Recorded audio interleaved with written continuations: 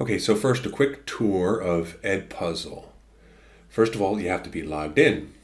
It is recommended if you are a Google district, and Hackensack is, so it's recommended that you log in. When you first get to the login screen, it asks you whether you're a teacher or a student. Obviously, from a teacher's perspective, you click that, and then it's recommended to log in with your Google account if you are a Google user, and of course use your school account, because that's going to make it super easy to integrate, especially if your district is using Google Classroom. It's all integrated together and it makes everything work seamlessly, which is fantastic. Now, when you first get into Edpuzzle, if you're new to Edpuzzle, there's a few things you can do. You can look up various curriculum videos. You can find videos from YouTube, and you can put them onto Edpuzzle and assign them to your students and insert questions.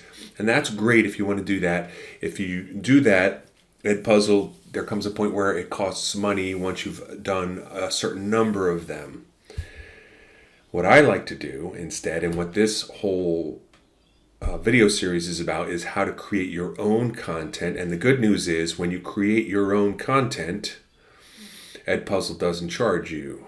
I have, like, if I click on my content, so again, of all the things that you can do in Edpuzzle, I mostly spend time in my content because I make my own screencasts, and that's what this is about, showing you how to teach from home by making your own screencasts, recording your voice, and then uploading them to Edpuzzle. But Edpuzzle is the key to it all. So let's say if I go into any of my, let me see, I have my students do a resume. So if I click into resume, I made a folder, and here's the various screencasts. One of these is not a screencast. This is something else that I found that I want my students to watch when doing resumes. But all of these other videos are me walking them through the project of how to do the resume for my class. So in other words, during my class, and I don't do this just from home, I do it while I'm in class with the kids.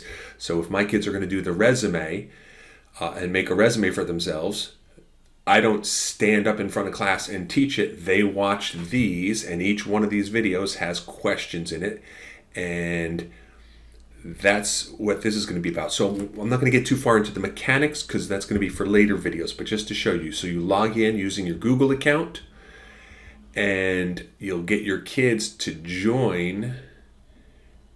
And again, if you're a Google district, so here's my classes. If you're a Google district and you have your kids already signed up to Google Classroom, this is super easy. You just import the classes. So all of these classes that you see here in my Edpuzzle, I didn't have to build these classes. I just imported them from Google Classroom, and it's literally one click of a button and it imports them all. So we'll go over that in more detail in another video as well, but I want to give you a quick overview, and the whole point being that I use Edpuzzle, and I'm encouraging you under these circumstances to use Edpuzzle, not the main way, although you might find some videos that you want to assign to your classes, but to make your own content and upload your own content, which is free, and you can basically upload as much as you want. I've uploaded quite a bit, all my different projects kind of in nice, neat folders. I think this is a perfect solution to be able to teach your students using your voice and your screen from home. And like I said, Edpuzzle brings it all together because you will be able to monitor whether your students have watched the videos or not, how much of it they've watched.